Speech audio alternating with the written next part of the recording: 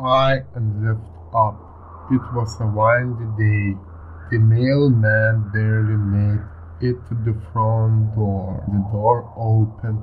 Mrs. Pennington said hello, but before she had a real chance to say thank you, the mail blew out of mailman's hands into the house, and the front door slammed in his face.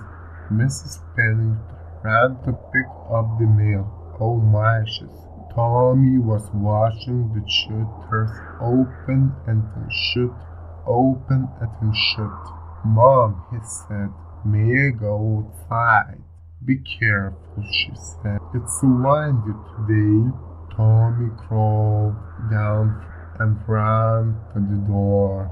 He opened it with a bang. The wind blew fast and snatched the new covered mail from Mrs. Pennington's hands and even further in the house.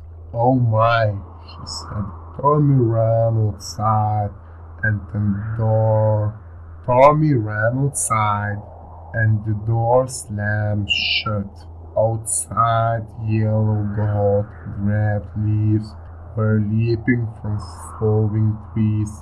The landing on the roof, jumping off the roof, and then chasing one another down the street in the tiny whirlwinds of merriment. Tommy watched in fascination. If I was a leaf, I could fly clear across the water. Tommy thought, and then ran out in the yard among the swirl of the colors. Mrs. Pennington came to the front porch. Tommy, I have your jacket. Please put it on. However, there was no Tommy in the front yard. Tommy was the leaf. He was blown down the street with the rest of his playmates. A maple leaf came close by, touched him and moved ahead. Tommy met him shortly, brushed against him, and moved further ahead. They swirled around and around, hit cars and poles, flew up in the air and then down again. This is fun, Tommy thought. The maple leaf blew in front of him. It was bright red with well-defined green. The sunlight shone through it, giving brilliance never before seen by little boy's eye. Where do you think we're going? Tommy asked. Doesn't matter, the leaf replied. Have fun. Life is short. I bet the differ, an older leaf said, suddenly coming beside him. The journey may be short, but the end is in the beginning.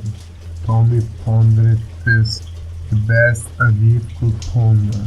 Where do we end up? If the wind goes up in that direction, the old leaf said, we will end up in the citadel. I don't want that, Tommy said. If you're blown in that direction, we will fly high into the air and see things that no leaf has seen before. Follow me to the citadel, the maple leaf said. Most of my friends are there. The wild leaf told me, and the maple leaf along.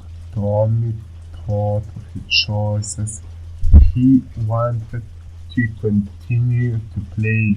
Okay, Tommy said, I will go with you to the dump. The wind shifted and Tommy and the leaf were blown in the direction of city dump. The old leaf didn't follow.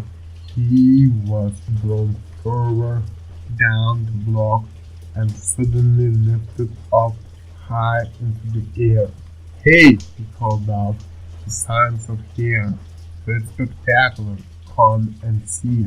Tommy and the maple leaf ignored him. I see something. I see the dome. The old leaf cried out. I see smoke. Come on, here. I see fire. I see nothing, Natalie said. Tommy saw the fence that surrounded the citadel. He was happy to be his friend. He would have fun in the dome. Suddenly a car pulled up. It was Tommy's mom, Mrs. Pennington. Wasn't about to let her little boy run into the citadel. Not so fast, she said, getting out of the car. You are not allowed to play in there. Don't you see the smoke?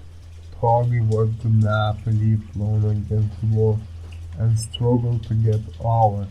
He ran to get it, but was unable to reach it.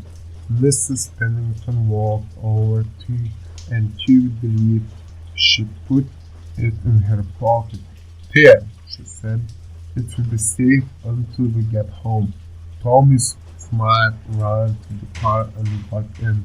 He rolled down the back window and looked up the sky.